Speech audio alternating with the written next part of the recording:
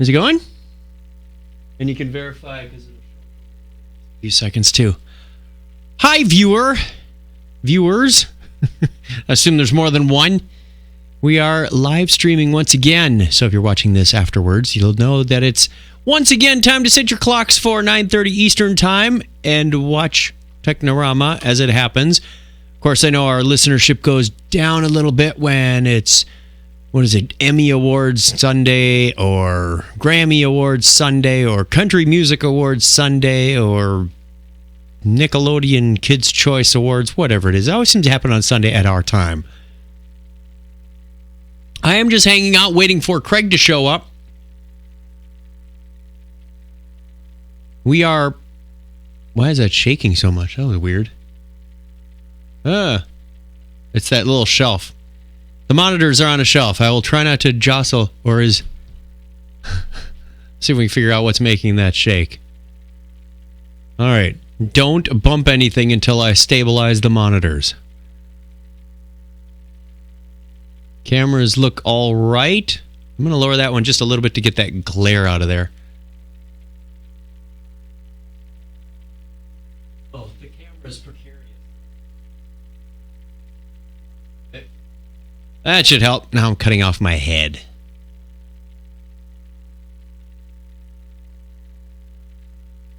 I'm going to have to stabilize that camera. It is just tip-top on the...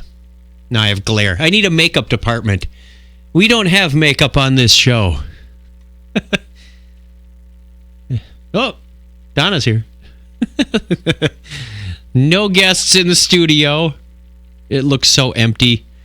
Ben and Keith said they were going to try and join us. They were a maybe. Mike is got work to do. He usually has work about 2 or 3 weekends out of the month.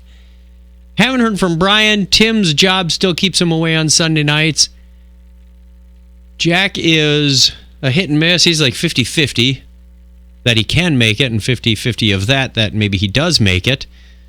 So I might put out a call for any other podcasters in the Phoenix area if they'd like to stop by. Maybe expand our pool of potential guests and see if they want to stop by. So you might hear some new voices in the future. Meanwhile, we wait more for Kreg. We do have a network show coming up, so this is going to be a long video if you're watching on YouTube. We have a network show, or a feedback show, as we used to call them, with some feedback, because we had sufficient emails and voicemails and social media feedback that we said it's going to be a really long show, or we could just do a regular show with the feedback and have about 2 stories in there. But we'll release it as 2 shows in the audio podcast form, but 1 video so you can come back and watch and do whatever you want. If you are just joining us, Technorama is a lighthearted look at tech, science, sci-fi, and all things geek. I am Chuck Tomasi, been doing this for about 10 years with my very good friend and coworker Kreg Stepp, who will be joining us from South Carolina. We are streaming for the first time in a couple of months. It seems that YouTube changed their API from version 2 to version 3 without telling us, and our version of Wirecast, version 4, that came with the house, which, like many other things, no longer worked for the live stream. We could still record, and we could still upload later, and we were getting some good viewership there. Appreciate that very much, but it took the interactivity out of it. We couldn't do a live show for you. So we have been asking, begging, borrowing, selling land speeders on eBay and all kinds of ways to raise cash. And I've gotten the upgrade, but we're still sort of in debt, so we'd appreciate some more donations, which we'll get to later. And we've got it back to where it was. We can still live stream, and we have still pictures of Craig's face when he talks. But we're working on live streaming him in, because we got the upgraded version that will allow us to stream him in. We're just trying to figure out the technology to do that. I can bring in an RTMP or an RTSP or an HTTP or a whole bunch of other protocols that will let me bring him in as a live stream. And all I really need is his video, because his audio will still come in Skype. See, the way we've got this studio set up is there are 2 machines. There's an audio machine. So Kreg comes in Skype, he hits the audio machine, goes out one of the audio interfaces, and comes into the mixing board so we can make him all sound nice and warm and like he's part of the studio like the other microphones in here. All of that gets aggregated together, goes back into the audio machine, and gets recorded. but it also goes out of the audio machine as one big bundle of sound bits into the video stream where it's merged with the cameras and everything else on the second machine and sent out to YouTube and recorded and all that good stuff.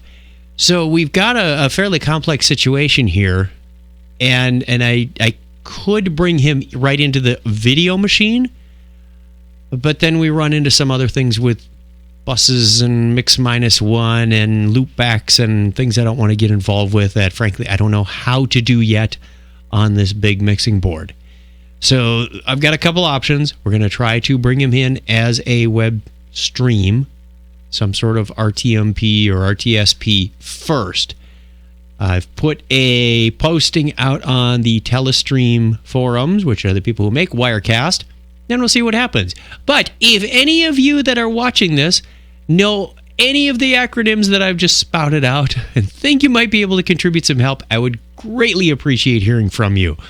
Facebook, Twitter, Google+, and there's Mr. Step. Hi. Hello. How are you? I'm great, man. How are you? Good. We are streaming already, by the way. We're not okay. Good. So we're not recording audio yet. I'll do that when you give it a 3, 2, 1. But I wanted to give the viewers something to listen to or talk to. I know Justin and Zaha Doom are out there, but that's the last I saw about 10 minutes ago. Well, why am I waving at Skype then? That's not helping. Yeah, me. you're. I just got done explaining to the listener as sort of a free view of what we're doing and how we're doing it. Premium. We still got to talk about our what are we? What's the latest fundraising thing we're working on? Patreon. Oh, for some reason, I had another P word on the brain, and I'm not going to go there. Let's finalize that this week. Okay. Yes, let's do that, and we can put that in action and hopefully raise some more funds. So, by the way, how's my audio tonight? Your audio seems a little off level. Keep talking. What? It's a little off level. Like good or bad? Oh, I balanced it so you're more in the left, or excuse me, you're more in the right, and I'm more in the left. Oh, I remember doing that on purpose. Okay, but quality, it's okay, right? No, yeah, it sounds like it almost sounds like the left channel is cutting out a little bit, doesn't it? No, is that just me? Well, that's not me. Keep talking. No, I was. The reason I'm asking is because we had recent network upgrades at the ISP. Yay! So I am truly getting about 60 MIPS. Down or up or what? Up. Down. Excuse me, down. 60 down and 3-ish up, 3.5. I did a test this afternoon to test my video. It was about 50 down and 10 up. Okay, so I'm happy with that. Yeah, your up is better than mine. Up and away. All right. Well, we have a network show, so bring up the show notes for Technorama Network Show 449. Okay, Google. No, wait. What would you like to wait on? And guess what? It searched for no wait. No wait. No wait. You can have no wait in space. That's right. Is it just you and I? Yes, it is. Okay. The studio is empty. I thought you said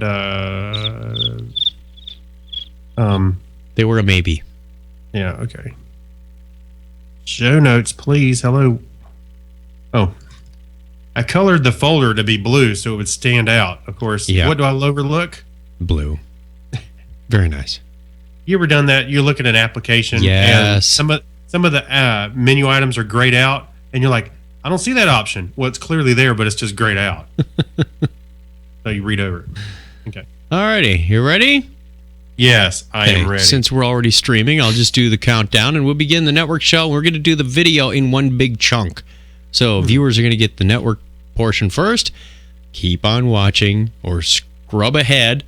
It's the sausage fest. No, wait. Factory. Donna's here. It's not a sausage fest. Factory. There we go. Good boy. Nice try. All right, here we go. Myself as I cough. So. In 3, 2, 1, go. Technorama Network Show for episode 449. Good morning, folks. This is your captain speaking. Technorama. Remember when? Technorama. On this day in tech history. Check. And now, the news. Check. What the chuck? Technorama. Welcome to Blockhead Video. Where do our listeners go when they disappear for months or years and suddenly reappear? Over there, in the media corner. Now, why didn't I think to check there? Technorama. Hold my beer and watch this. Unfasten your seatbelts and disregard all safety rules. Here are your flight crew, Chuck and Kreg. Welcome to Technorama. This is our show that takes a lighthearted look at tech, science, sci-fi, and all things from the geeks. This is the network show for September 23rd, 2015. So plug in. Plug in, turn on, tune in. Grab an IP. And hang out. And a network jack. This is our companion podcast at Technorama with all of your email, voicemail, and social network comments. If you are new to this so-called silliness, there is another major piece to this. If this doesn't make any sense, go back and have a listen to a show or two or four ago. Let's see, the last one we did, I think, was at Dragon Con. Did we purpose that audio at all? For the live show? Yeah.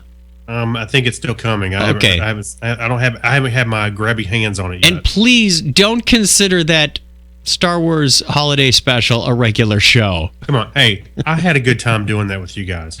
Yeah, that was fun. Yeah, we all had a good time with it. That's probably the most fun you can have with that. If you have to, misery love company, like Scott says. That's true. Okay, so pull up a chair, spend a few minutes with us and a few of our closest friends who wrote in, called in the listener line. As I said, I'm Chuck Tomasi from Technorama, and with me, as always, is that other voice, Kreg Stepp. How are you, Kreg? I'm recovering from con crud. Still? Yeah, it's actually kind of hanging on. It's yours is terrible. It's tapering off now. I mean, I'm the worst of it was last week, but I don't know. Was it really con crud or just we both got a cold? I think we both just got a cold. I got a bad cold, yeah. So con crud doesn't take 5 days to set in. No, and that's right. It was like I think it was like almost the weekend after we got back, and I was like, yeah, starting to feel something. And then that next week it was like Sunday was the worst. I was practically tipping over in church. I shouldn't be here. Yeah, I was at that point. Well, yeah, that's the sucky part about working from home is that nobody tells you you sick can't. Days. Yeah, sick days are tougher to take, aren't they? Yeah. Mm-hmm. So yeah, I would just apologize to people up front. Hey, I got a cold. I'm sorry.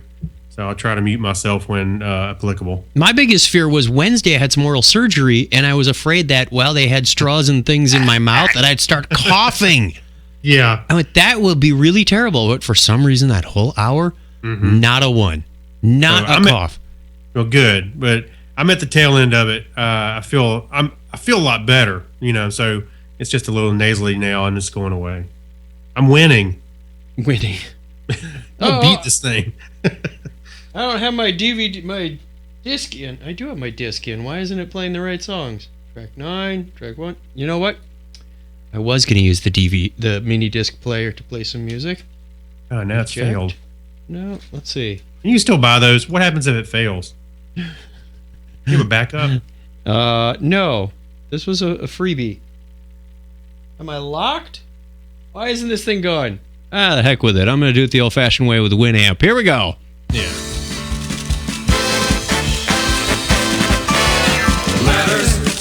Letters.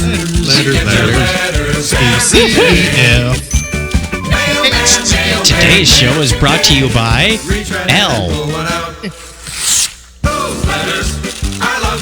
We don't listen to this music anymore today.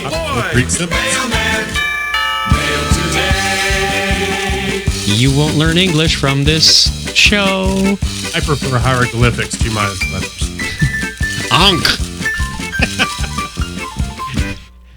Today's cartouche is brought to you by Onk. Whenever I think of an Onk, what I think of is immediately I go back to the Indiana Jones on the Atari 2600 because that was one of the things he had to get. Onk. At one point I'm like, what is that? An Onk? What is that? And now once I figured it out, now I know. All right. First one is from Crazy Joe. Hey, Chuck, it's Crazy Joe. And Craig. I was calling to talk about your comment about Star Wars Episode 7, where you were saying there could be some serious disappointment. Morning, Will Robinson. People are going to be expecting this to be the best movie ever. I disagree with you because I feel like they've already given us the disappointment. Holiday special. We had the prequels. Oh, that. And the prequels were the crushing disappointment. And I feel like going into this movie, it's a feeling like there's nothing to lose. Yes, it's like, what, is it going to be worse than Jar Jar? Could be. I feel like we've hit rock bottom. No. This movie could come out and be mediocre, and I think we'll celebrate it as being great just because we've seen the bottom of the barrel, and now anything even moderately better than that is going to look pretty good to us. Okay. And if JJ knocks it out of the park and makes an amazing movie, then so much the better. But I really feel like the bar is so low right now after the prequels that, it just has to be decent. And it's already miles ahead of what we were served up last time. That's my opinion. Talk to you later. Bye. Wow, he's pretty optimistic.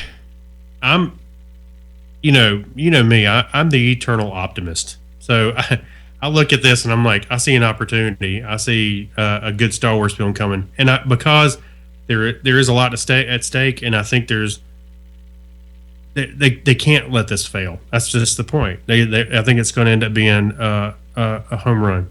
Well, they certainly are building up the marketing machine because I am seeing more and more merchandise on weirder and weirder stuff every day.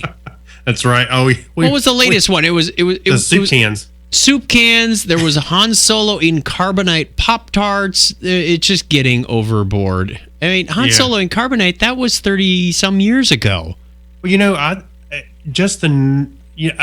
think Disney could almost get away with not spending hardly any money on marketing, only because, I know they want to make money, so they sell products. Okay, I'm a stockholder. I want them to make money too. Well, yeah. So, okay. So, what my point is that even if they did no marketing for the film, they showed us a tiny teaser and everybody went nuts. Everybody just knows the movie's coming. It's a Star Wars film. How much bandwidth was eaten up over the lightsaber with the cross guard? Yeah, I'm saying you could just put out a tweet and you've done your marketing enough for this movie. So, I don't know. Anyway, but yes, I look forward to. I hope it does well, of course, because I'm a Star Wars fan. So I don't think. I think the Phantom Menace was probably the bottom of the barrel. But yeah, I agree with that. We shall see, because I personally will not be lining up overnight. I will likely not see it opening weekend. Well, maybe opening weekend, but not like that first Thursday night or Friday preview, whatever it is. No, I will not let the opening weekend pass without seeing it. There's no way. But I'm not going to stand in line.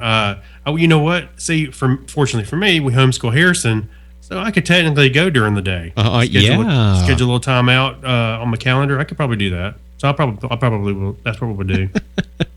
Depends on the length of the lines. Hey, wait, scratch that. Can we edit that out? We do have work listeners on here, I know. Next one is from Zaha Doom. According to him, you said something interesting about Back to the Future. Okay. Hey, guys. It's Zaha Doom. I'm several episodes back. I'm only on 442 because someone blocked my IP address. I do have a question for Kreg, though. What Talking about Back to the Future coming out on Bluetooth. I've never heard of that media. I mean, what kind of player does it use?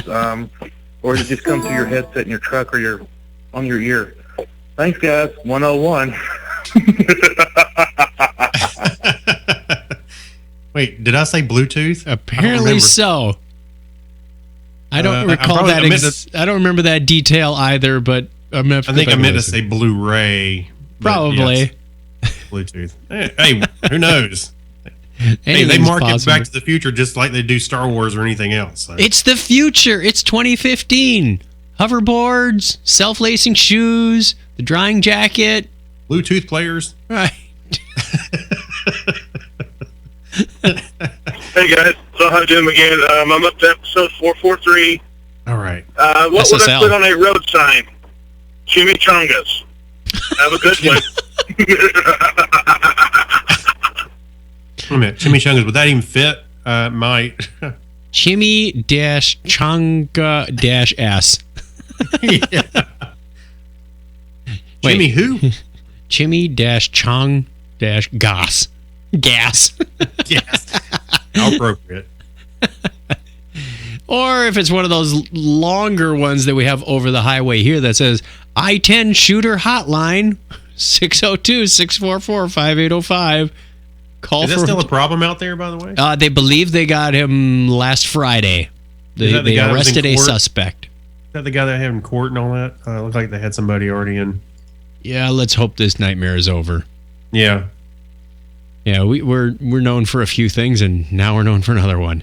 All right, we have another couple of them here from Zahadoom. Let's keep going. All right, go Hey for it. guys, Zahadoom again. Question from episode 445. Okay. What piece of tech did you first save up for? Yes. A Sony CD Discman. Have a good one.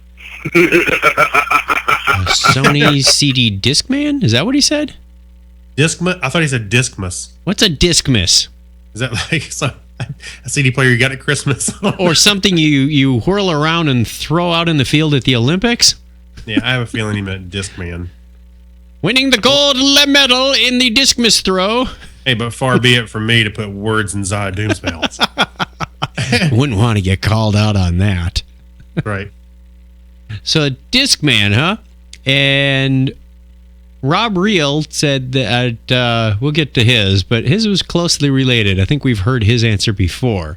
But we have another one from Zahadoom. He must have been binge listening to us and catching up. So we've had 443 and 445. Let's find out what this one's about. Hey guys, Zahadoom again. Just finished episode 446. What piece of technology would I like to have? I believe was the question. Mm-hmm. I'll just take a Death Star. Have a great one, guys. Oh, by the way, you may want to dig up my bumper since I've called in so many times the last 2 days. Have a great one. 101. Bye.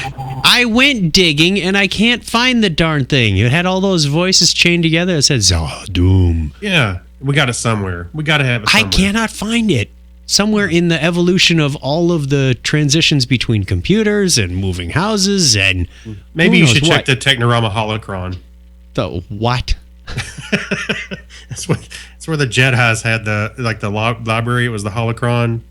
I even tried to, if we can point out some old voicemail show, maybe we could find it. But we didn't have the same format of show notes, so I can't even search for old show notes to go, oh, he called in 2009 to go find that episode and carve it out of that. If you want to go check your Omicron, SETI, Persei 8, go look for it, man. Man, know your Star Wars, man. Just yanking your chain. Just yanking yours too. Speaking of things that we can't quite figure out, he's got one hey more. Guys, Zahadoom again. Just finished episode 447, and the hardest scientific principle to grasp your head around.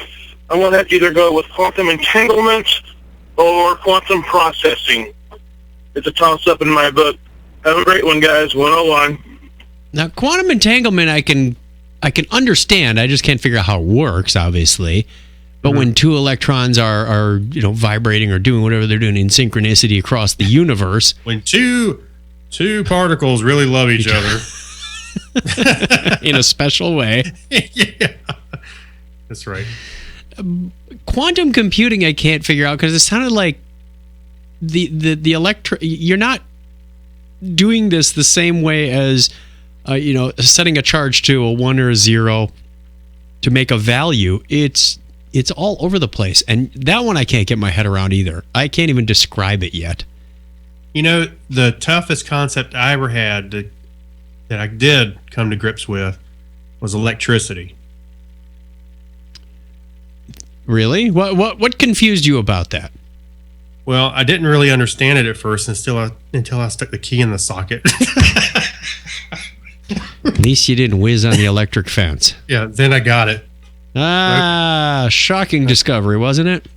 Yes, I did do that when I was hair-raising, one might say. Yeah. I was going to go somewhere else with that, but let's not. Let's go on to the email. We have an email here from Mad Marv. I mentioned the Star Wars Holiday Special as being the last thing we published. It could have been the last thing we published. It could have been. Well, we've had about 35 or 40 viewers on the YouTube video since we launched it. Those poor people. At least 35 or 40 people started it. I don't know if they're still alive. By the way, let me apologize for that a little bit. I kind of threw that together. I didn't spend the time syncing the audio. It was off about 4 or 5 seconds. Yeah, it wasn't terrible, but I was like, I could sit here for hours, but who's going to watch it? So I figured, what's the ROI here? I'll just kind of go with it. I did the best I could. Mad Marv says, "Arg, I want my money back from that show." Okay, look for it in PayPal. If they had kept some of Dayton's commercials, because it was out of Dayton, Ohio, if they had kept some of Dayton's commercials in the video, that might have been entertaining, but I fell asleep halfway in and woke up to B. Arthur singing. The best part. And the weirdest thing is that the YouTube rating on the video is 90% positive. Now I'm just wondering, just waiting for Lumpy to make an appearance in episode 7. That would be worse than Jar Jar. What'd be funny is if he is like grown up, a war hardened Wookiee at this point, and he'd be as old as Grandpa Itchy. Look, he's got a patch over one eye, a metal patch over his eye, and like really tough now. He inherited Grandpa Itchy's video library. Yeah, and they show him they show him strafing across some handrail somewhere, killing stormtroopers. Itchy, Lumpy gone bad. That's right. We also have one from Ben, our coworker and listener, on wedding cakes. Remember we had the wedding cake that was 60 years old and the people took it out and ate a chunk every year? Yes. Well, he said, I thought I would let you know that the wedding cake isn't hazing. Okay. All right. It's just a theory I had. We froze ours and pulled it out after the first anniversary, and it was awesome. I wouldn't trust it for 60 years, but it made it a single year just fine. I suppose it could depend on the cake and how you freeze it. I was skeptical, but it worked for us. And I believe we froze ours, and it was kind of dry and crumbly, and it really wasn't cake anymore so much as like an old piece of concrete. But ours tasted like somebody was trying to poison us. Maybe they were. I'm sticking by my hazy hazing. I've heard it works sometimes, so thanks for the confirmation, Ben. Our question last week was, what was the greatest piece of tech that failed? And my goodness, we had some good answers on there. Myron wrote back and he said the Apple Newton. And our good friend Tim, who visits our studio fairly frequently, his reply was, he wrote back with a riddle. How many newtons does it take to screw in a light bulb? The answer? Fauf. They're in mixed angles. Amy thin ground soap. Okay. If you remember the Newton, that's hysterical. The handwriting recognition was worse than Siri's autocorrect today. Or even when it was first came out. The handwriting recognition was just terrible. Mm-hmm. As opposed to like the Palm Pilot, I think the graffiti thing worked pretty well. Graffiti thing worked pretty well. I had a number of those. It was good. What else failed that should have a greatest piece of tech that failed? Well, Scott writes in the clapper. Right. I think studio turns off. My sister writes the bead dazzler. You remember that was like that rhinestone. The bedazzler. Yeah. Make your jeans into like solid gold jeans. You should see my mother-in-law's cell phone. Enough said. Jack Jaffe writes it. He said, the Sega Dreamcast. And he's actually got a point. That was a very good video system. He said it was MMO on dial-up long before Microsoft or Sony came up with this stuff. The Sega Dreamcast, they were ahead of their time, I think, to a large degree. As I understand it, the hardest part about that thing was the development environment. It wasn't very friendly to write programs for, which is why nobody wrote anything, which is why it eventually faded away. Yeah, it had like a kind of a quick peak, and then it started kind of going down from there because there wasn't anything new going forward. Yep. Gary Lindros and my sister also joined in and cavorted on Betamax, the videotape format. You know, I would not say that failed. I'll tell you why. Because for a long time, I mean, since the 60s, Beta, that format was huge in production environments, like studios, the TV studios and all that. And I think you're thinking of the 3/4 inch format. I don't know. I don't think so. I think that was the bigger version. It may be, okay, but I think that format wasn't necessarily bad, and it was superior, but it lost out to VHS. Yeah, lost out to VHS because there was a lot more money behind VHS, and they were able to push it more because Betamax was mainly Sony, right? Well, if I recall, yeah, Betamax was all Sony, and if I recall, VHS, and this is why I wish we had Mike or somebody here, VHS was able to extend the format. Remember, they had like ES and LS. You could get up to 6 hours at crappy quality on a tape, and people loved that. They could put all of their night's worth of TV shows on there and watch them later if they remember to program the VCR.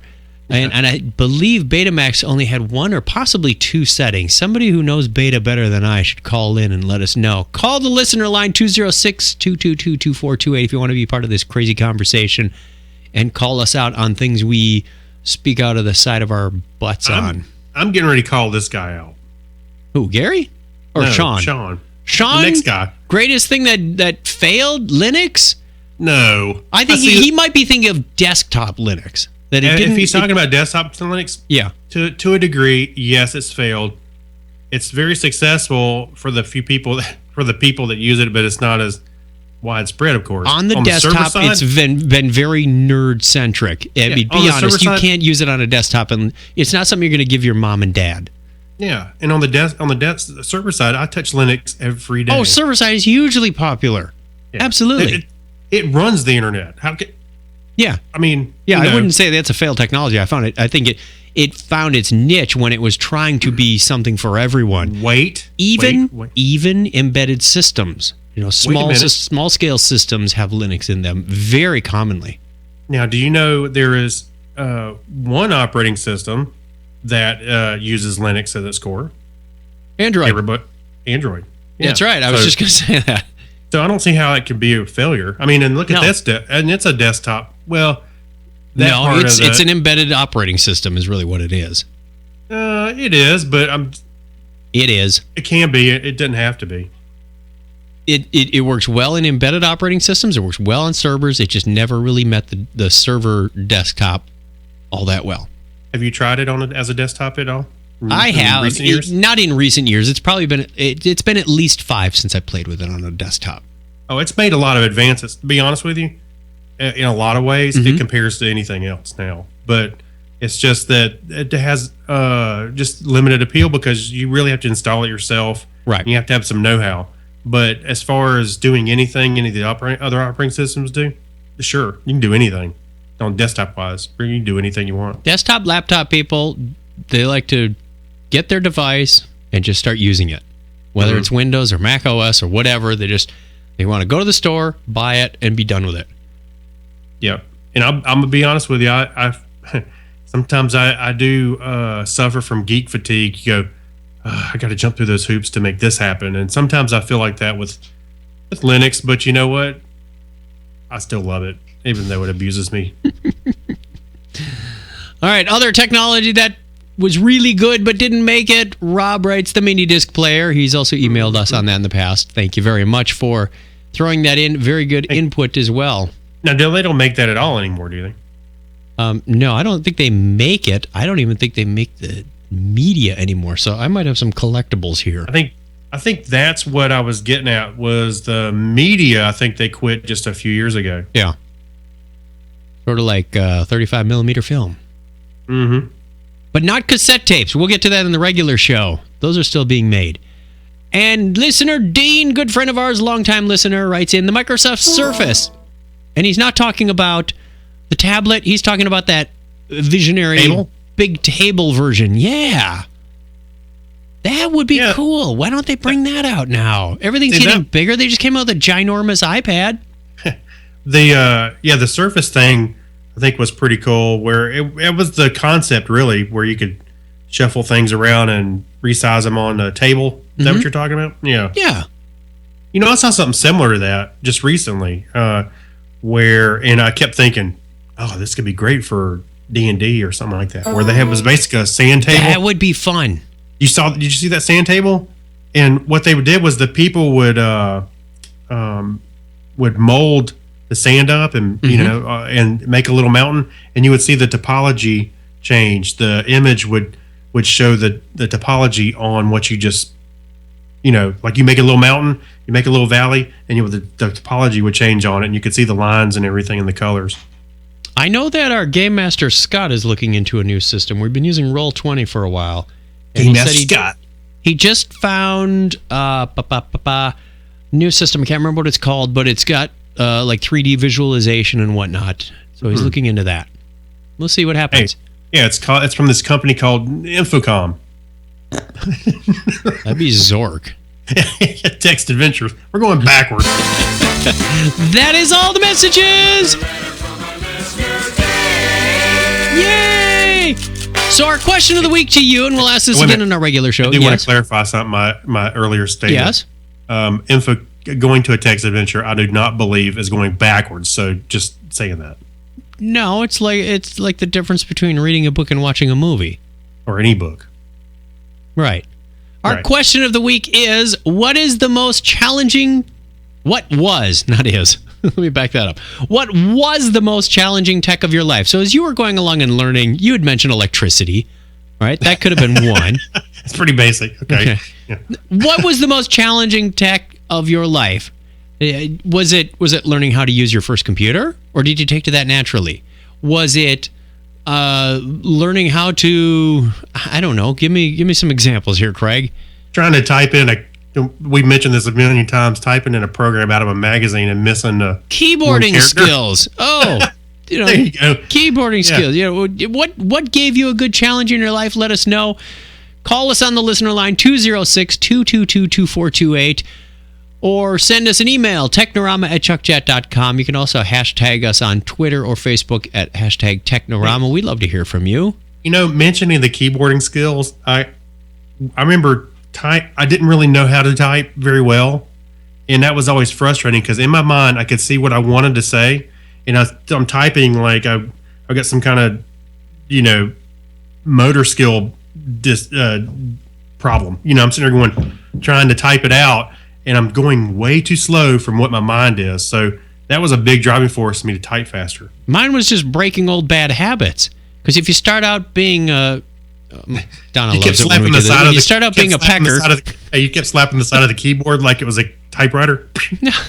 Well, when you just go finger with your index fingers, and finally you get pretty fast at that.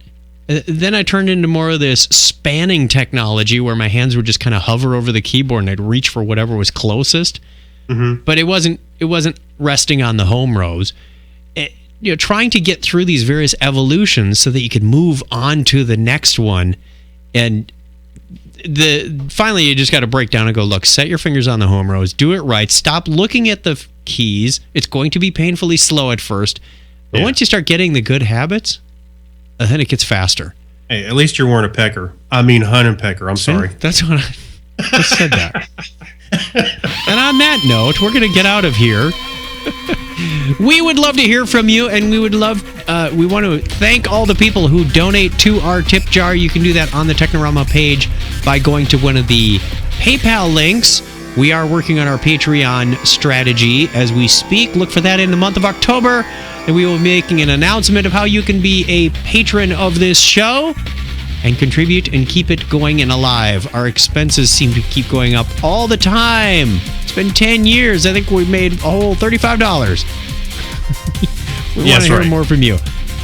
Go visit us at chuckchat.com, where you'll find this and some other shows, but most of them are dead. So, people get old, podcasts get old, everybody dies. But until next time, Kreg, could you give us a 101? Maybe. We're ready? Go. Okay. 101.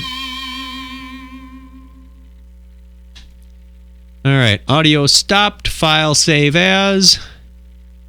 Wow. Wow, they get to listen to the the in between. And What happens?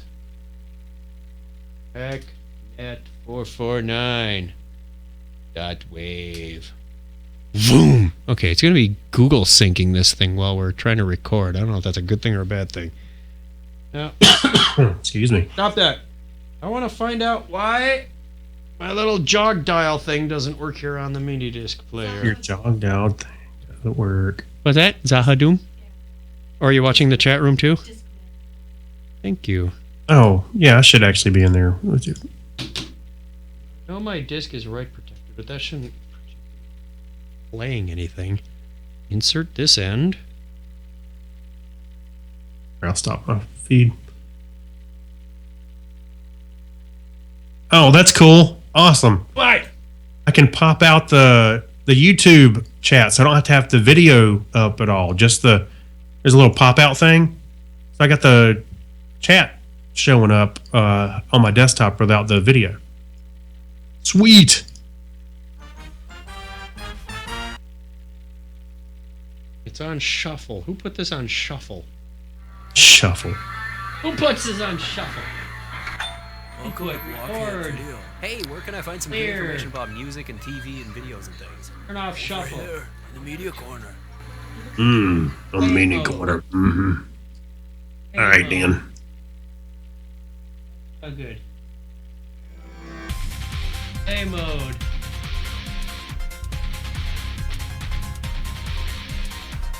Alright, well, we're not going to look at that or play with that until we figure out why it's doing that. It's on shuffle somehow.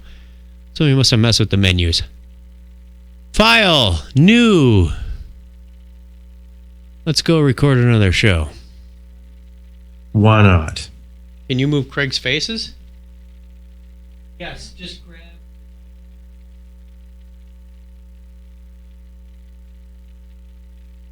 Show my faces. How many I got? She's moving the icons around in Wirecast. It's too far away from the other camera angles, wasn't it? That's awesome. I can have a live YouTube chat without having to have the whole YouTube page up. Really? How's that? That's what I was just saying. If you go to our YouTube page. Yes. I'll show you real quick. All right, go pull it up, and then see where it loads the chat room right beside where it says "Say Something." There's a little pop-out icon to the right. Okay. All right, you keep an eye on the chat room while we're doing the other stuff. I'm watching it. Donna's watching it too. All right. So yeah, you can watch it without having to. Awesome. So I always thought my video was buffering in the background, so I didn't want to eat up bandwidth. Okay, so double click on. Drag one of those back out. That earlier.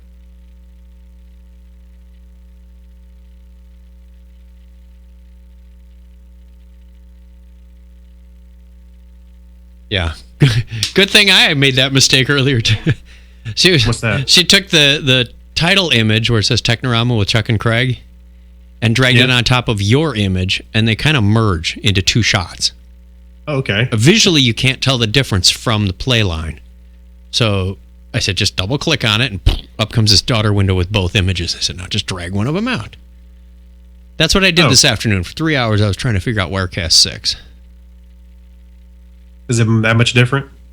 It's different enough, and I had to uninstall the old stuff, so I didn't really have any reference of how Mike built this stuff up. Fortunately, over the last year, I've been playing with it enough to know the basics. And I knew what I couldn't have. Okay, let's get started on this show. It's 7:15, 10 for you, so I think we could make this probably a 45-minute show since there aren't a whole lot of guests in the audience. Oh, that sounds like a challenge. Does it? Then let's see if we can do that. Make it longer. Here we go. In 3, 2, 1. Technorama episode 449. Podcast Libre. Libre. What? Something. Good morning, folks. This is your captain speaking. Technorama. Remember when? Technorama. On this day in tech history. Tech. And now, the news. Tech. What the chuck? Technorama. Welcome to Blockhead Video. I'm looking for a teenage boy who can turn a bunch of parts into a pretty cool clock. Over there, in the media corner. The boy or the parts? Technorama. Hold my beer and watch this. Unfasten your seatbelts and disregard all safety rules. Here are your flight crew, Chuck and Kreg. There we go. We just time-stamped the show. You can listen to this 25 years in the future. You'll remember. Is he talking about Pinocchio? No, he said make something out of. Never mind. Not make a boy out of parts. You can make a clock out of a wooden boy. Wow, that's pretty good. He's a cuckoo clock. Yeah. And then the cuckoo comes out of Pinocchio's nose. He's lying again. Welcome to Technorama. This is the show that takes a lighthearted look at tech, science, sci-fi, and all things geek. If this is your first time listening to Technorama or viewing Technorama, yay, we got the live stream back up and running. Thank you for joining us. I'm waving hard at the webpage. Yeah, we're working on getting Craig's stream in here, too. It's just he's so far away that it's hard to get a USB cable that long. From I think we can Phoenix to South Carolina is just outside of the spec, I think. Yeah. We could run into some problems, unless you know of a good booster cable. Well, if you're a returning listener, welcome back. We appreciate you giving us your time. I'm Chuck Tomasi, and with me, as always, is Craig Stepp. How are you, Craig? Apparently, I'm too far. I'm doing all right, I think. Too far to spit at. Too far to hit. Yeah. You try and spit. See what happens. I'm just going to wave off screen and see if I can hit you that way through the virtual. Yeah. Ow. Stop it. Don't make me laugh. I still have mouth stitches that are healing. Oh, mouth stitches. I do. That's what you get for taking that challenge of eating glass. No. Uh-oh. I didn't put any new ID clips or anything in. I am lame on the update thing here. Hang on. I got to get into the show note stuff. IDs. Pick one at random and throw it in there. Get rid of last week's. Okay. Craig, you're not singing a song or anything while I'm lining up the show. No, you got to do like Michigan J. Frog. Hello, honey. Hello. There you go. And I have no idea what I just threw in here. So let's have some fun. Coming up in this episode, we have Some People Will Pay Anything. Cassette tapes aren't quite dead yet. They're feeling much better. And one crucial renter's tip coming up right after this. You'll be dead soon. It's like Technorama. It's amazing it works at all. That didn't work. What else we got? Oh, hey, we're coming up with show 404. We may have to skip that one. And isn't a 403 forbidden? 401, unauthorized. Actually, we should start naming our show titles by the air. No, we're going to define new response codes. What's a 400 now? No stepping title. Where the heck did that come from? Nobody's going to care anyway. That's why we do this show. Whether you like it or not, eat it. When we get this right, it's time to quit. Hi, this is Bruce, and hey, where am I this week? Oh, well, it doesn't really make any difference, because wherever it is I am, I'm listening to Chuck Chat. Whether I'm being entertained by Chuck Chat Freestyle with Chuck and the girls, or I'm getting a techie fix with Chuck and Craig and Technorama, or going for the latest Gmail tips and tricks, it's always Chuck Chat for the best in entertainment and techie news on the net, out there in the podcast sphere. 101.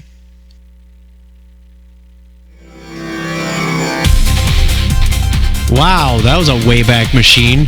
I know, he just named every show that's non-existent anymore. Hey, by the way, they're also listed on chuckchat.com. Well, if you go over there, they're still in the archives. You might find something that works. You know what really stinks? And I know it happens to a lot of people, but people that had really great shows and you go to the website. And it's gone. And it's like, parking page or something. Aren't they still on the Wayback Machine, though? Potentially, yes. Okay, so all is not dead. No. All right, we have news from SF Edwards. Woohoo! All right. Hey, Technorama crew, it's SF Edwards with your news from Flight Test Land. So, I know you guys are at DragonCon this week, and, you're all excited by that. I kind of wish I could join you guys, but there is still more stuff going on in the world of aviation and flight test.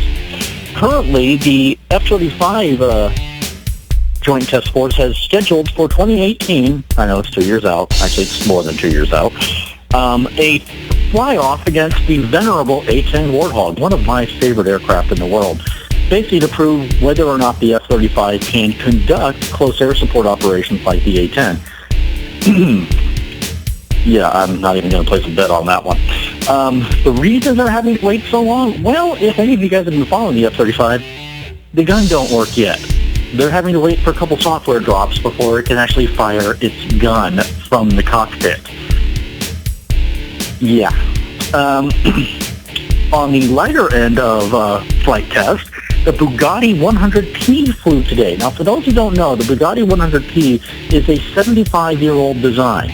It was a racing plane developed by Bugatti in 1939 and built in 1939. The problem was aero racing kind of fell out of favor at that time because of some guys from a little further north called Nazis rolling across the terrain. You get the picture. But the Bugatti 100P is one of the icons of just gorgeous aircraft. It's one of my top 5 most gorgeous planes on the planet. A group of enthusiasts went out and took the designs, the original Bugatti designs, studied the original prototype, which is in a museum, and built their own.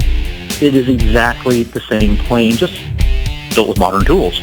They took off on its first maiden flight, just a long flight down a long runway, and landed again, where unfortunately the right brake locked up and it skidded off the runway.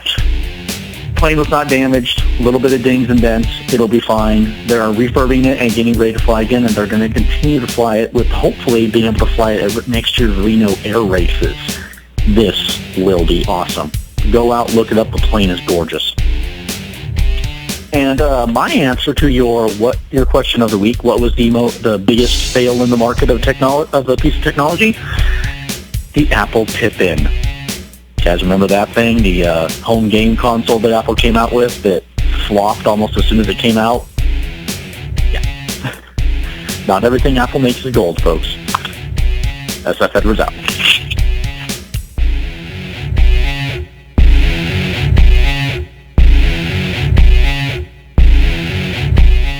Thank you, sir. Always informative and always welcome. Hey, he was talking about the test pilot or the test plane that needed the software upgrade to shoot the gun right out of the cockpit. I kept thinking of John Harriman. Tuesday. Yeah. What, you got no photon torpedoes either? Not till Tuesday. Tuesday. Good reference. Let's do the history thing. We have a lot of it today. On this day in history for September 23rd, 2015, this is the 266th day in the year, the Gregorian calendar. There are 99 days remaining in 2015. It is frequently the day of the autumnal equinox in the northern hemisphere and the day of the vernal equinox in the southern hemisphere. For it was on this date in 1338 that the Battle of the Arnhem-Midwin... Now you got me doing it. Yay! The first naval battle of the 100 Years' War and the first naval battle using artillery, as the English ship Christopher had 3 cannons and 1 handgun. And some harsh another language. cannon installed on Tuesday. That same date in 1642 saw the first commencement exercise occur at Harvard College. September 23rd, 1806, Lewis and Clark returned to St. Louis, no coincidence, after exploring the Pacific Northwest of the United States. Here's your postcard from Seattle. When I hear Lewis and Clark, I keep thinking of Lois and Clark. Real historic there, Kreg. Yeah. It was 170 years ago today that the Knickerbockers Baseball Club, the first baseball team to play under the modern rules, is founded in New York. That same date in 1846, astronomers Urbain Jean-Joseph Le Verrier, John Couch Adams, and Johann Gottfried Galle. Man, wow, we got like a French, an American, and a German, collaborate on the discovery of Neptune. Let's say we go find a planet today. Yes, let's do that. And today in 1911, pilot Earl Ovington makes the first official airmail delivery in America under the authority of the United States Post Office Department. I like that. The first official airmail delivery. Was the other one unofficial? Like, oops, dropped a few. It's a beta test. September 23rd, 1913, Roland Garros of France becomes the first to fly an airplane across the Mediterranean from San Rafael, France to Bizerte, Tunisia. And it was 83 years ago today that the Kingdom of Hejaz and Najd is renamed to Kingdom of Saudi Arabia. Much easier to spell, I think. Yes. The Lincoln Center for Performing Arts is opened in New York City 53 years ago today.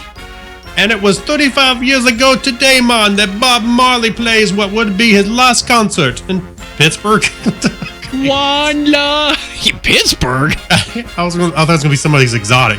Pittsburgh. Well, if it was Philadelphia, he would have been beat up by Hitchbot people.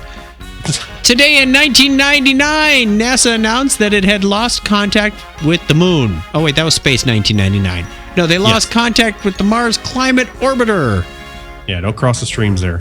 And it was 13 years ago today, the first public version of the web browser Mozilla Firefox, Phoenix 0.1, was released. They named it Phoenix first? 13 years? Oh my God. It rose from the 13 years. Mozilla's been, and what version are they on? 26? No, 47. No, Chrome is up there in the 40s. I'll tell you in a minute. But anyway. Happy birthday goes out in this day to German astronomer and academic Johann Franz Encke, born on this date in 1791. And also born on this date in 1851, Ellen Hayes, the American mathematician and astronomer. I almost read that as Helen Hayes the first time. Like, no. Could have been. The founder of Robert Bosch GmbH, Robert Bosch, was born today in 1861. And happy birthday to the infamous Typhoid Mary, born on this date in 1869. What say we go infect a few people? Sure. The man who invented one of childhood's most beloved and mysterious toys, French toy maker André Cassagne, inventor of the Etch-a-Sketch, was born 89 years ago. Wow. It shook everybody up. The world's first iPad. I was going to say Typhoid Mary was the first one to go viral, but no. Singer-songwriter Ray Charles would have been 85 today. Bruce Springsteen is 66. And finally, American oh man, I did so good this whole time. You did. An American something messing me up. Commander, pilot, and astronaut William C. McCool turns 54. You have to have a name like that if you're an astronaut. Yeah, William C. McCool. And that's the way it was on this day in history for September 23rd, 2015. You like that multilingual numbering system we got? Yeah. We can't figure out anything. Hey, what was? I keep thinking when I saw McCool, I kept thinking of like the Simpsons character. Wasn't there the actor? Wasn't that his name? Something McCool. I don't remember. I can't remember his name. There's only been like 450,000 episodes of The Simpsons to keep track of. Yeah. And the good news keeps on coming. Well, good news here, we talked about wedding cakes before. Mm-hmm. Well, here's one for you. Here's the world's most expensive wedding cake. And frankly, I think it looks a little tacky. An Arab family spends $75 million on the world's most expensive wedding cake. Oh, my God. They spent that much for that? It better be gold-plated and latinum pressed or something. Flour, butter, eggs, and sugar were apparently too boring for this super wealthy Arab family, so they decided to throw a few diamonds into their cake mix. They recently splurged an eye-watering $75 million on a bejeweled cake for their daughter's birthday engagement party. On the invitation, it says, "Do not swallow cake without thoroughly checking for diamonds." Yeah, chew thoroughly first. British designer Debbie Wingham, who turned to baking after previously creating the world's most expensive dress, was commissioned to make the cake. Oh, because you want to get a dressmaker to make your cake. Absolutely. Why not? Well, that doesn't cross over well. The identity of the family living in the UAE has not been revealed. Probably so they don't get robbed. But there are plenty of pictures online of Debbie and the extravagant dessert, which we are showing some of them on the live feed in real time if you want to watch the video, or you can see them by clicking on the show notes. We still have those old-fashioned things. $75 million for this? Exactly. It looks kind of tacky when you look at some of these pictures. It really doesn't look like... maybe it was a government project and she purposely overcharged. You know, I think back at Harrison's early birthday parties when he was younger, and we kind of splurged on things like this. You get an extravagant cake, but I didn't spend nowhere near. No, you probably didn't spend $75. It was a good cake too. The 6-foot-long confection was created to resemble a catwalk, with models wearing edible versions of the gowns that Debbie designed for the bride. Oh, how self-marketing is that? Yeah. Surrounding the runway were little figurines dressed in designer clothing, handbags, shoes, and shades, accessorize, and carrying the latest smartphones and phablets. Each decorative piece was handcrafted by Debbie herself, and the entire cake took 1,100 hours to prepare. Hold on, do some quick math. What is 1,100 hours? If you take $75 million, how many dollars an hour did that woman just make? Well, I wonder if let's be generous and say 1,000 hours. Okay. Well, I mean, she just made $75,000 an hour. Does that include the cost of the diamonds, though? Over 120 kilograms of fondant icing. I'm looking for the diamonds in here. I don't see anything. I thought it said it at the top. I thought it did too. Oh, wait, here we go. But the real icing on the cake were 17 precious stones worth a whopping 30 million pounds. Now, do your pounds to dollars ratio, and I think you come pretty close. It's not quite 2, so... All right, so she spent 30 million pounds, which is going to be, I'm going to take a rough guess and say about $50 million. So she made $25 million on the cake at 1,100 hours. She made $25,000 an hour. Wow, that's better than most prostitutes. Not that I have anything to compare it with. By the way, I went to convert it, and I see that I get an exponential into dollars. You get it was like one of those divide by zero things. Yeah, it has like E2. Wait, I went into exponential notation. Yeah. No, hey, you know, it'd be ultra weird about this cake. Okay, not that. I mean, just not by the appearance by itself, but imagine eating the people. No, on the cake. Eating fondant really isn't that good. I mean, the person, like, okay, you know, they cut up the cake and you get a piece with a person on it. Kind of like Ozzy Osbourne biting the head off the bat. Tastes like chicken. Tastes like Nairobi. All right, we do have some bad news this week. The forest fires in California have burned down the Telephone History Museum. Well, the one that's in California. I understand there's another one. I did some research behind this story. Very rare on this show. But there's also a New England Telephone History Museum. Because I said, wait a minute, I want to go look at their website. They really don't have much of a web presence. Maybe that's we have one here in town. A Telephone History Museum? Yeah, Comporium, our local company that supports basically our county, that has presence in several cities. If I look closely at this picture, I want to zoom in. Darn it, I can't. I could swear in the background there are about 8 or 9 pay telephones, and I recognize a couple of those from my early career. Your early hacking career? No, my early career was in making PC software that talked to privately owned pay intelligent telephones. I thought you were going to say, I used to have this whistle, and if I did it the right tone... 2,600 hertz. But they have office phones, they have rotary phones, they have, had some early video telephones of various sizes, shapes, and Jetsons artifact. But unfortunately, this little office burned to the ground. It is a total loss in the fire. You should actually see the one we have. I mean, seriously, it's actually more of a museum than that. Really? Than that picture. Yeah, you actually walk around and there's There's actually an operator's panel. You know what you have with the wires and everything that they used in town. And then it's been a while since I walked through it. I ought to go see if I can take some pictures in there and show you. If you go over to the website jklmuseum.com, they do have some pictures in the story about what's happened. But I really didn't. This would have been one of those cool places to go, Kreg. But if you should go do a local story of yours before it burns down. Well, it's in the middle of town, or surrounded by some big buildings. If it goes down, we got bigger problems. But, be gone before someone drops a house on you. Well, I went in there and they renovated it after that. I just haven't been back in there. You know what? I should go back in there and check it out. Really? Yeah. Audio tour time. We haven't done one of those in a while. Yeah.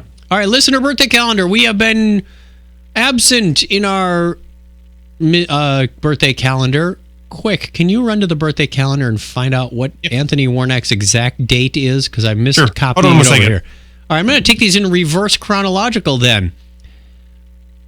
The 26th is Brett. I don't know why I have the 26th on when this is the show for the 23rd. I kind of stepped into the next week. But anyway, happy birthday, September 26th to Brett from Wales. 22nd is Matthew Jarks. The 21st is Dean Jensen, who sent us a message on the Facebook thing where we got the listener feedback. Thank you very much, and happy birthday to Dean. On the 20th, which happens to be the day we're recording this, Joel Harper, a.k.a. Rincewind from Milwaukee, Wisconsin. Jeff Schultz, a.k.a. Gorbash, is on the 18th. Andrew Peters on the 14th, who's also known as Pearl Hacker from the UK. And there it is. Thank you very much, Kreg, and real-time Google Docs editing. I ran over there. I'm back. It's a long way to run on the internet. Fortunately, he can run at the speed of light. And Anthony Warnock, a.k.a. East Bay Ant, is on the 10th. So happy birthday to all of you. If it was your birthday somewhere in September and we may have missed it, happy birthday to you. If you want to be on the birthday calendar, go to chuckchat.com/wiki and we'll get your name on there and wish you the happiest of birthdays when your time comes. But until then, we're going to take a real quick break. Back with the Hacks and Strange Stories, Remember When, Media Corner, and the Geek Library, and our question of the week right after this. It's action-filled. Stay tuned. Hang on. Hey, Chuck and Kreg, this is Marv from Hawaii. Just wanted to congratulate you on your 101st show. 101 episodes? That is like 10 years in a dog's life. You're one of the main reasons I'm in podcasting. After all, I figured if you guys could do it, anybody could. Philip from Australia giving you a binary high five from down under. Hey, Chuck and Kreg. Thanks for giving us the only place where we can feed our inner geeks twice a week. How about on the special occasion you give everybody a binary high 10? 1010. 101. Yes! Just wanted to say congratulations on show number 101.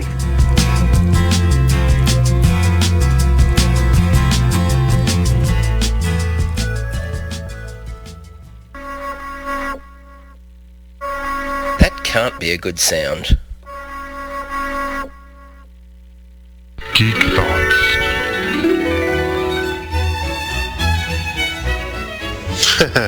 Mouse balls.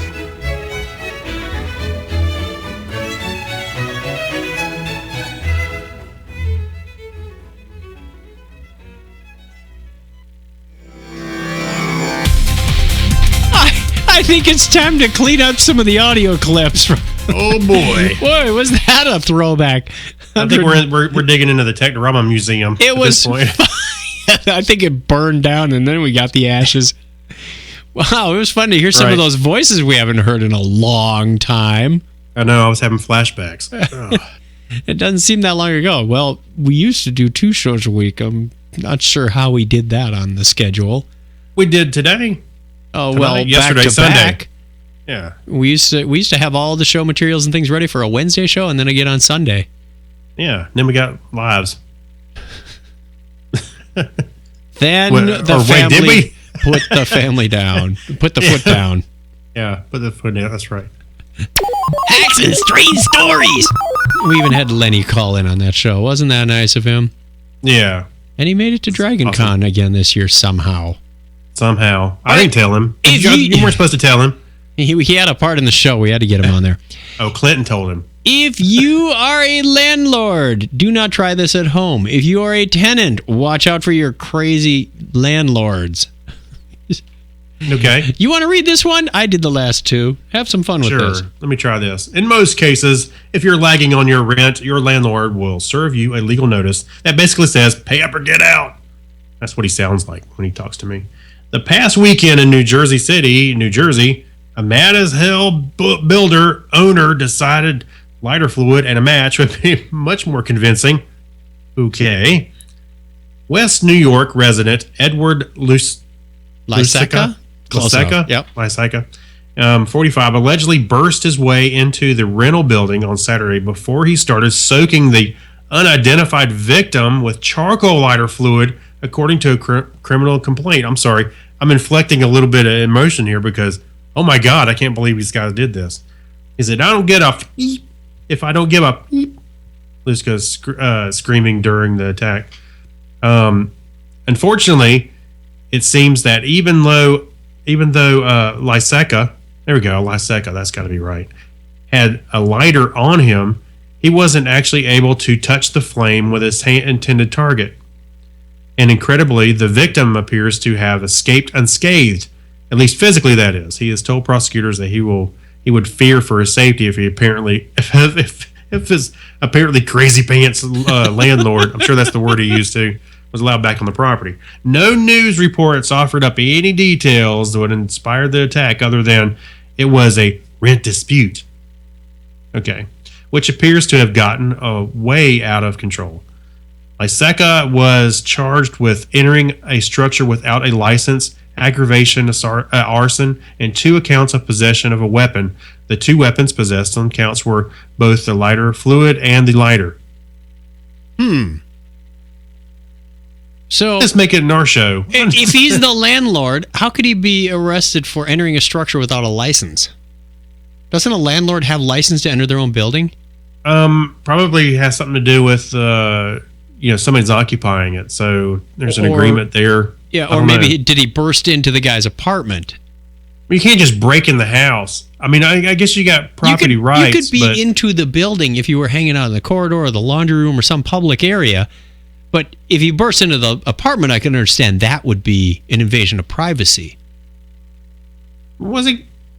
You can't even burn down your own house. That's against the law. No, not burned. He was a crazy pants lawyer. I thought that was crazy enough just to put in the show.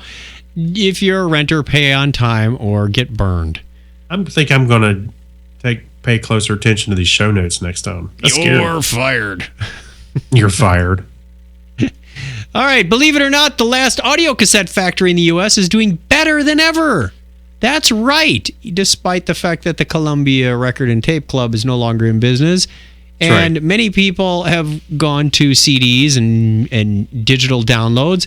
Well, according to this article, I haven't seen audio cassettes in use for a long, long time. It's pretty shocking that a company is still making a profit manufacturing them. In fact, National Audio Company, or NAC, the last audio cassette maker in America, has had its best year since it opened in 1969. They're having a banner year. Isn't this crazy? The tapes are apparently high on nostalgic value, and that's why they're still flying off the shelves. And NAC's stubbornness is in not quitting when the other manufacturers did has finally paid off. You can characterize our operating business model as stubbornness and stupidity. The president, Steve Stepp, said, "We were too stubborn to quit." Wait, what's his last name? Steve Stepp. No E on the end. S-T-E-P-P. He spelled it wrong. Maybe you're related. See if you can go find out. I do have some other steps on Facebook that swears that we're related, and they don't have an E. Probably the thing that really enlarged our business at a faster pace than anything is the retro movement he added. There's the nostalgia of holding the audio cassette in your hand. Those damn hipsters, I love them. Well, they did credit, if you watch the video, they did credit part of it to Guardians. They said Guardians of the Galaxy got people. Metallica has a album on cassette. They do lots and lots of audio books on cassette. So spoken word is very popular on cassette these days. And, the under 35 crowd is buying more cassettes. I get that. I like vinyl. I think vinyl is probably a superior format. One, because of the static, and it's something you actually touch, and you can actually skip around on the record if you have to and listen to something else. But I've never been so happy to be away from cassette tapes and use MP3s, because there's just so more benefit to using MP3s than a cassette tape. There's more space. There's more space. Those cassettes took up so much room. It would ruin, and then you're done. Then you got a big gap where you had to fix. Well, you never could really fix those things. One of the things Mike left me in the studio was a double cassette deck. It's here. I won't sell it because it's only worth about $10 or $20 on eBay. Love them. I love cassettes. Yeah. I mean, I love them because I spent so much time with them. And I got a friend, my friend Mark. He knows we did so much stuff with cassettes. We really probably pushed the envelope on what you could do with them. So yes, I love the format, but MP3s are just, or any audiophile, just atmosphere away in usability. Steve Stepp says he does not own an MP3 player, does not own an iPod. He listens to everything he has on cassette. Well, he's got an endless supply of cassettes. Employee discount, a 5-finger discount. He takes 5 home every day. We want to know, friendly listener, if you are among the people in the retro movement. I'm breaking that fourth wall now. Turn and talk to the listener. Yeah. We want to know if you have any cassettes and if you listen to them regularly. Do you even have a cassette deck in your vehicle anymore? The last two that we bought do not. My Beetle did, and I bought it in 2003. Yeah, we had a 2004 Toyota Sienna that had one, and that was it. After about 2006, 7, 8, they're really hard to find. They tried to sell me a CD magazine in the back. I was like, why? I got an iPod. A cassette changing deck. Yeah, and the Beetle, it went in the back of the car, but right. I was like, why? I got an iPod. You can put your Guardians of the Galaxy back there. Yeah. Well, yeah. All right, we want to give a shout out to the chat room. Yeah. This is where we now have a live stream back up and running. So thank you, kind listener who's been hanging on for about the last hour as we went through our rare but special listener feedback show, which we call the Technorama Network Show. And now we're doing the regular one. It is getting late on Sunday night, and we want to say hi to you. Who's out there, Kreg?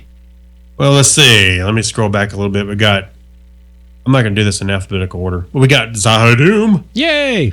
Zahadoom 73. Oh, he's an imposter. No, I'm just kidding. T-Shell. Tesachu. We got our buddy Justin Deal. Mm-hmm.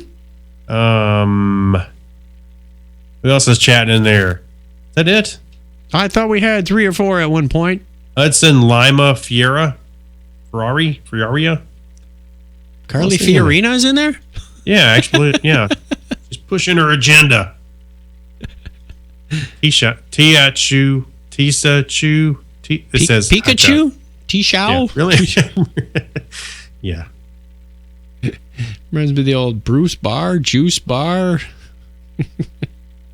Yeah. All right. If you want to be part of the show and join in the insanity that is back online Sunday nights at 9:30 p.m. Eastern time or whatever that is in your neck of the woods, we want to see you there. Go to chuckchat.com/Technorama.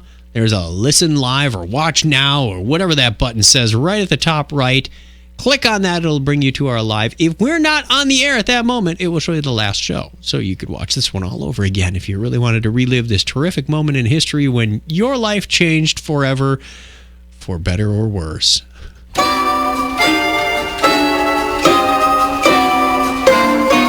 So let's turn to the Remember When. Remember when? I'm thinking hard. Passenger jet that flew faster than the speed of sound. Oh, and it looked like the plane was right out of Spy vs. Spy, and the other one could have been the SR-71. Yes. Those things were cool. Did you ever make the connection that the Concorde and the SR-71 look like Spy vs. Spy? Ah, they do. I didn't know. I did not. Wow. Okay. Well, except for the SR-71 didn't have that retractable, angleable nose. Anyway, there is a chance that the Concorde could fly again. Club Concorde, a group of ex-pilots, maintainers, engineers, airline execs, and Concorde enthusiasts, have unveiled a plan that aims to put the Concorde back in the air by 2019, and supposedly they have a pile of cash to see their plans through to fruition. It has been more than a decade since the Concorde took its last flight, ending its career on October 24, 2003. I did see one on the tarmac at Heathrow. And they're decaying.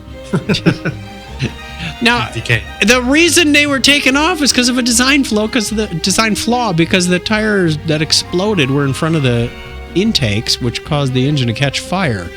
I'm wondering if they plan on re-engineering this thing or just reviving the old ones and saying, good luck.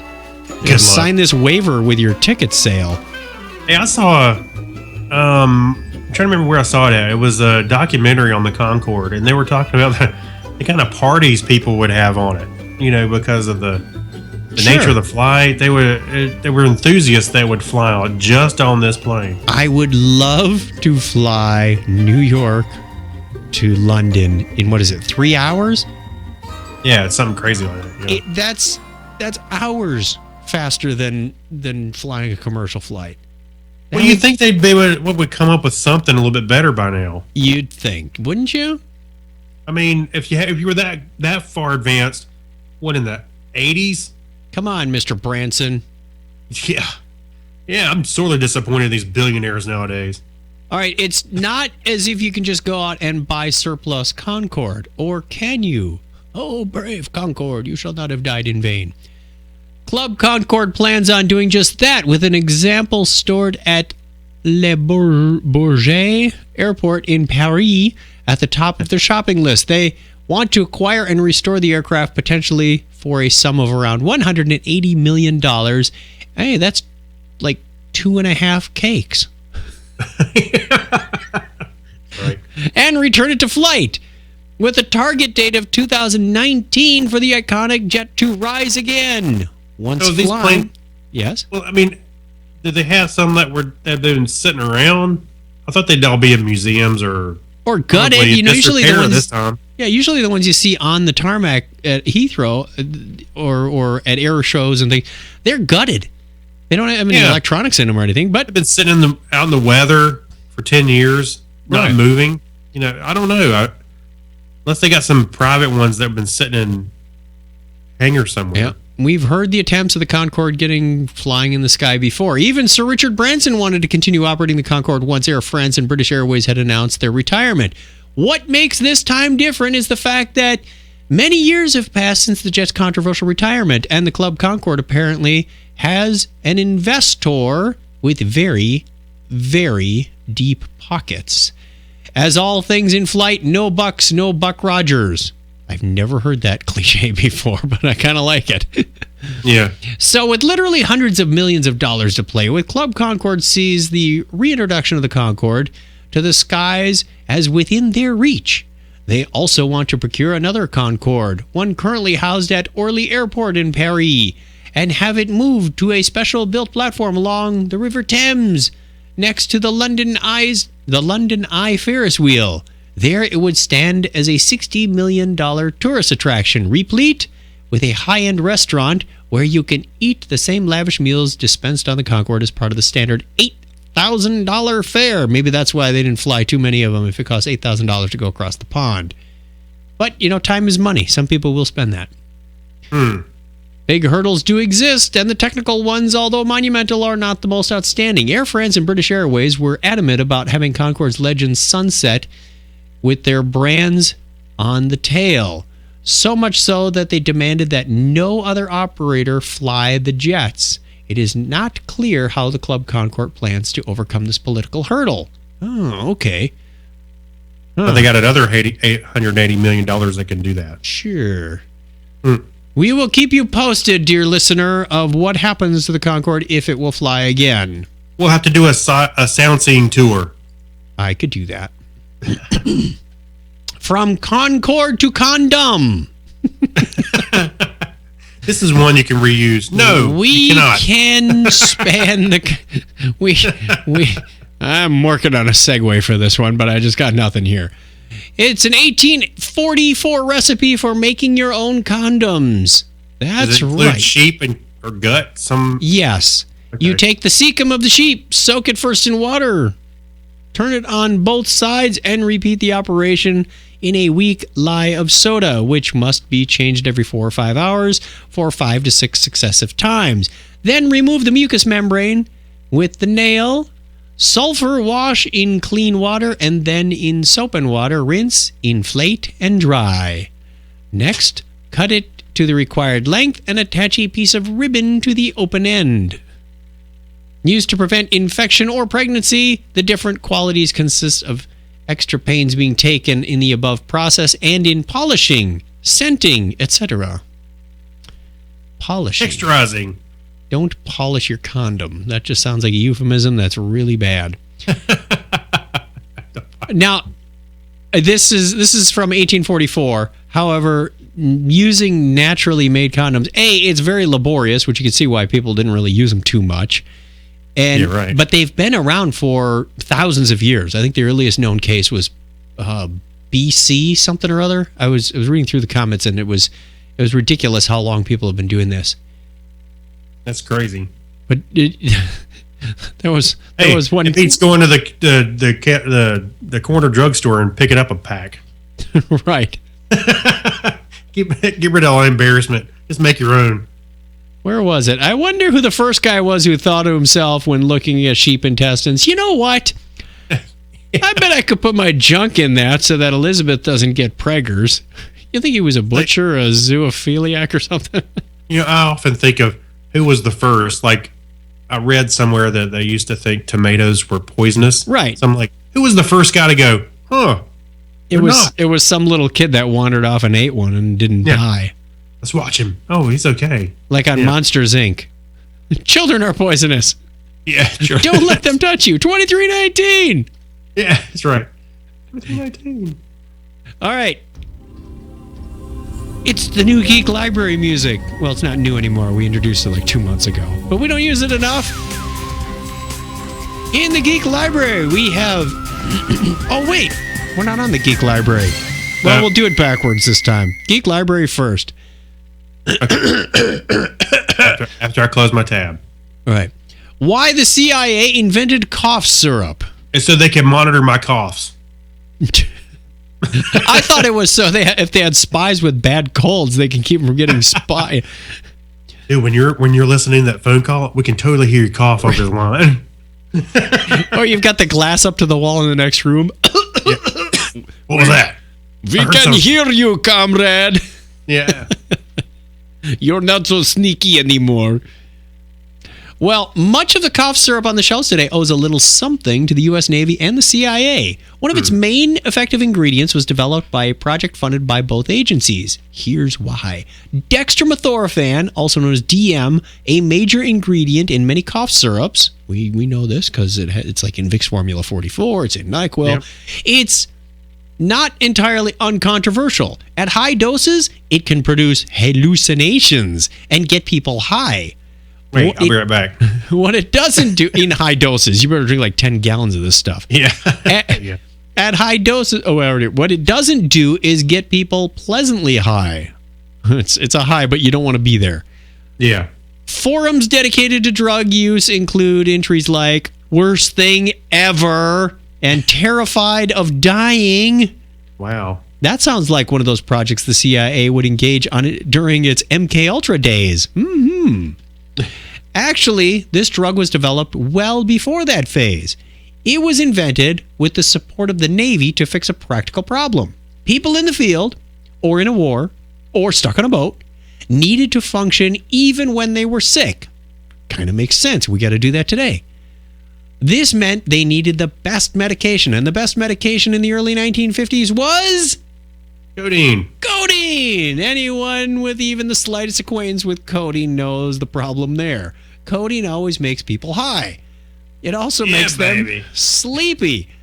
And just as a bonus, it is physically addictive. Everyone needed an alternative. Just what you need on a submarine. An addictive guy. Oh, he's stuck on this stuff. You wonder why sea shanties sound the same. And they eventually develop what is chemically similar to morphine. It could be gulped down in syrup. Once it was absorbed into the stomach, entered the bloodstream, and eventually crossed over into the brain. There, it suppressed the part of the brain that signaled people to cough. Essentially, it raised the barrier of sensitivity required to make someone cough without affecting anything else, at least at low doses. Dextromethorphan is still in cough syrups, though it's been eliminated from most children's cough syrups. It can be and is abused, but isn't physically addictive. That puts it a cut above a lot of other medications out there. So, hey, thanks, Central Intelligence Agency. Hey, I got a question. Yes. All right. Now, in light of our recent colds that we both had. Yes. You know, when I see people that take, or something like this, where they take a cough suppressant, you know, I always thought the cough was to get things out of your lungs that wasn't supposed to be there. So expectorant. Right. So if you take something to relax the cough, you'll drown. Well, that's what I'm saying. Is it good or bad? I mean, are you supposed to be coughing this out, or are you just okay? What's it going to do? Just dry up? I don't know. A lot of, I don't want to get gross and weird here, but my understanding, and I am not an ears, nose, throat person, but a lot of the cough is caused by nasal drain. It goes back in your throat, and that's what you're coughing on. You're not coughing on like fluid in your lungs. That would be pneumonia, and that's not going to be good for you anyway. Okay. So yeah, a better way would be to dry the sinus membranes, keep them from dripping, which will prevent your cough. Because it's kind of this vicious cycle. You've known this. Everybody's had a cough knows this. You cough so hard, your eyes water, your nose runs, you cough some more. Dang it. Uh-huh. Yeah. It's no fun. Well, this also begs the other question I thought of, and I've looked online, but I haven't really found anything conclusive, is that whenever you have a fever, you know, a fever is your body's way of raising the temperature, trying to, as things are, we're going to work out the infection. Yes. Well, if you take something to lower your fever, are you just postponing the process? Should you let the fever run its course and do its thing? Ponder. No, I think Let us know. We need a laryngologist or whatever you call them. Well, I would like to know an answer to that, and I think the answer was if it's a low enough fever, really it's okay to let it run its course. But if it starts getting into the higher range, of course, you got to do something about it. But I'm confident one of our listeners knows, or they know someone who knows. So we want to hear from you. Listener line 206-222-2428. You could even do a small interview. Ask them a question. We'll ask them a... Sorry, I had to cough. I need some CIA medicine. Yeah, so you need some DM there? DM, Dungeon Master? Yeah. All right, our final story is in the media corner, so let me play that music at the right time. There we go. Welcome to Blockhead Video. Hey, where can I find some good information about music and TV and videos and things? Over here, in the media corner. And then we'll take it out of here. I mentioned on the listener feedback show that things have gotten a little out of control on the Star Wars merchandising, and this, I think, is the epitome of them. I honestly don't know how Lucasfilm or Disney or whoever licensed this baby, but man, I hope they're getting a cut of it. Devonworks.com has the new Force in watches. They have made a Darth Vader TIE Fighter watch. This thing is big, and frankly, it looks kind of techno, but I frankly think it looks butt ugly on your wrist. Oh, but the good news is it comes with matching TIE Fighter cufflinks for the low price. Where is it? It was like $7,800 or something ridiculous. No, it's $28,000. That's what it was. Hey, it's a lot cheaper than a cake. Yeah, how many watches can you buy for a cake? Now we have different units of money measure. I look at it and I think, okay, I think it looks cool, but there's no way I would. It's not a $28,000 watch. No. First of all, it's got so much stuff on the face. You can't glance at it and tell what time it is because the numbers and things are hidden among other iconograph kind of things. And it's just not 28,000 people, not 28,000. And it kind of on the sides, it has like Darth Vader's the higher end TIE fighter that he was in. I forget the name of it. Yeah, it has the U-shaped rings. Those are on either side of it. It looks very mechanical. It's where it has like a film. Inspired. Yeah, it looks like it has a film strip that slides through with the numbers on it, which is kind of neat. I mean, it's a neat looking thing, but my God, there's no way. Yeah, if you look closely at it, there's an Imperial crest. You look closely at it, you can see TIE fighter wing. You look closely at it, you can see part of Darth Vader's helmet. It's inspired. But I'm glad it comes with those $2,500 cufflinks. That really makes it worth it. I don't know. It's on the webpage. There's a guy in his black suit, and he's got his hand up to his chin, much like Steve Jobs. Well, the chin is Vader's helmet. Yeah, and the chin is Vader's helmet. Like, okay, not cosplaying that one. Look, he looks all sharp and debonair, except for the wrist.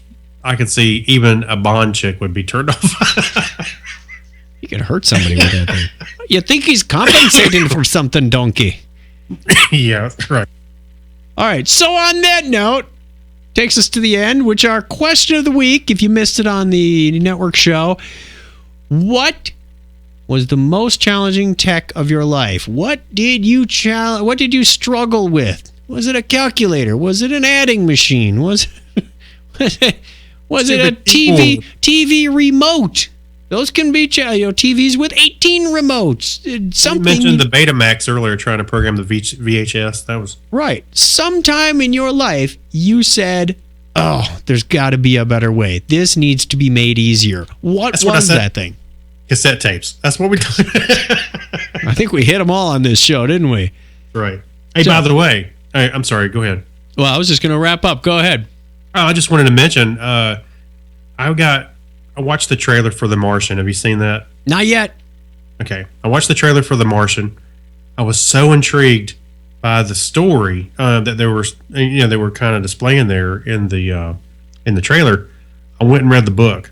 That book is near the top of my wish list right now. So I'm going to get so good. I think we talked about it a little bit at DragCon. The science was great. I enjoyed it so much. I'm so looking forward to seeing the film. You are? See, because usually if the book is that good, I'll go, I don't want to see the film. It'll ruin it. No, I want to go see it. Yeah. Okay. Well, before each Lord of the Rings movie, I read the book. I read it years ago, but, I read each one again, and it was like, okay, this is kind of like how I envisioned it. Except Peter Jackson's versions. No, I'm talking about not The Hobbit. I mean, the Lord of the Rings. Yeah, Lord of the Rings, very much so. Well, The Martian was funny and I think I told you about this in Clinton and whoever would listen to me. That after I read the book and I went and saw the trailer again, I'm like, oh, that's that. Oh, that's that. Oh, that's that. Cool. And it was like, it was cool. I was totally seeing things from the movie, placing them in my mind. But so yeah, I'm looking forward to it. I think it's going to be a good film. All right, I'm looking forward to it. I hope I can get it read before the movie comes out. But until then, we want to say so long to you, wonderful listener. Thank you for joining us, and we hope to hear from you soon. 206-222-2428, 206-222-chat. Same voicemail it's always been. Proof from the fact that we had a lot of them this week. We want to hear from you, or email us, technorama@chuckchat.com. Leave a message on the Technorama Facebook page. Twitter, #Technorama. It'll probably get mixed up with the Swiss Science Center, but that's okay. We're always looking at that stuff, too. We want to hear from you. Thank you very much, Kreg, for joining us. Yes, thank you, sir, for Wish joining there were me. some people joining us in the studio. Maybe next week we'll hear some familiar voices. If you are a podcaster in the Phoenix area, I'm going to throw this out real quick while our time is running. I want to hear from you. Drop us a line if you're interested in joining us on this show periodically. It doesn't have to be a regular schedule. We're very loose, informal kind of thing. If you got a Sunday night and you want to stop by, we'd love to see you. We'd love to hear from you. Come and promote your own show. Tell us what you're all about. Nerds love company, and we are among them. So and Chuck might buy you a beer. I might. I have some in the magic fridge.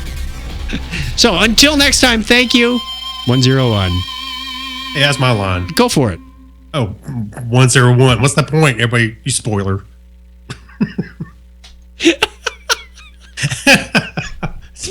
I started to say spoiler alert. All right. Should we kill the stream? Yeah, kill it. Kill the stream.